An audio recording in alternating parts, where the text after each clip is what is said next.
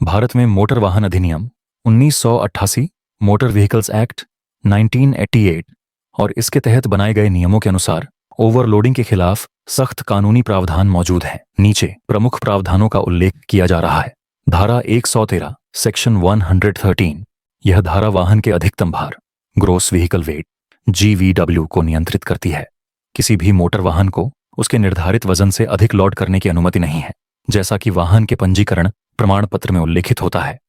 धारा 114 सेक्शन 114, यदि कोई वाहन ओवरलोडेड पाया जाता है तो संबंधित अधिकारी वाहन को जब्त कर सकते हैं और चालक या मालिक को ओवरलोडिंग के कारण उत्पन्न जोखिम को दूर करने का निर्देश दे सकते हैं। इसके तहत अतिरिक्त भार को उतारने का आदेश दिया जा सकता है। धारा 194 सेक्शन 194, यह धारा ओवरलोडिंग के लिए दंड का प्रावधान करती है। यदि कोई वाहन निर्धारित सीमा से अधिक भार ले जाता है तो चालक या वाहन मालिक पर जुर्माना लगाया जाता है। न्यूनतम जुर्माना 20,000 रुपये है। इसके अतिरिक्त प्रतिटन अतिरिक्त भार के लिए 2,000 रुपये का जुर्माना लगाया जाता है। गंभीर मामलों में ड्राइविंग लाइसेंस निलंबित भी किया जा सकता है।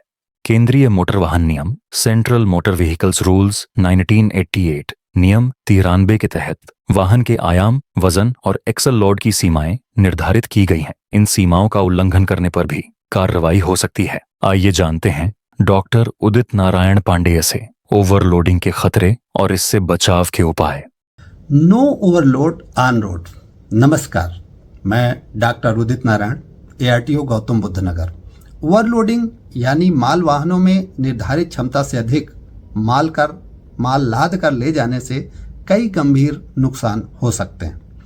ओवरलोडिंग न केवल गैर कानूनी है, खतरनाक है, अपितु आर्थिक और पर्यावरणीय क्षति भी पहुंचाता है। आइए ओवरलोडिंग के नुकसान पर चर्चा करें। सबसे पहले ओवरलोडिंग सड़क दुर्घटनाओं को खतरा है। अधिक वजन लदा होने के कारण वाहन का बैलेंस बिगड़ सकता है, जिससे ब्रेक फेल होने, टायर फटने या गाड़ी के पलटने की संभावना बढ़ जाती है।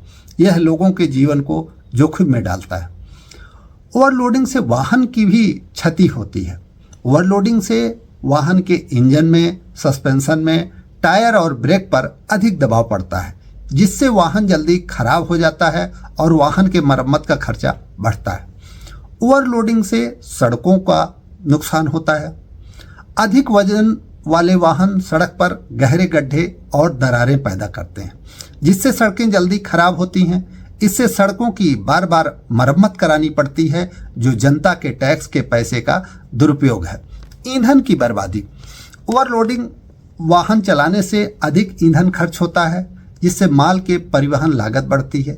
इससे पर्यावरण को भी नुकसान होता है, क्योंकि ज़्यादा ईंधन के जलने से प्रदूषण बढ़ता है।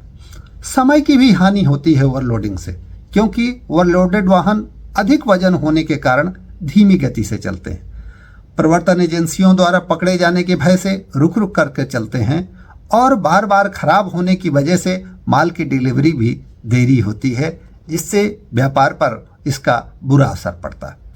कानूनी परेशानी भी पर्याप्त है, क्योंकि मोटर वाहन अधिनियम 1988 के तहत ओवरलोडिंग न केवल जानलेवा है, अपितु यह जुर्म भी है। पकड़े जाने पर भारी आर्थिक दंड भुगतना पड़ता है। साथ ही DL तथा RC या परमिट के निरस्तीकरण की कार्रवाई की जाती है। इसके अलावा भी अनेक कड़ी कानूनी कार्रवाई का सामना करना पड़ता है। अतः मैं डॉक्टर उदित नारायण सभी से अपील करता हूं कि वाहनों की कानूनन निर्धारित लोडिंग क्षमता का सम्मान करें। आपका यह कदम न केवल आपकी अपितु दूसरों की भी सुरक्षा सुनिश्चित करेगा। आपके वाहन की उम्र बढ़ाएगा, सड़कों को सुरक्षित रखेगा, पर्यावरण की रक्षा करेगा और राष्ट्रीय क्षति को रोकेगा। आइए हम सब मिलकर एक जिम्मेदार नागरिक बने, ओवरलोडिंग से बचें तथा स्वच्छ, स्वस्थ, सुरक्षित और विकसित राष्ट्र के निर्माण में अपना अमूल्य योगदान दें। जय हिंद, जय भारत।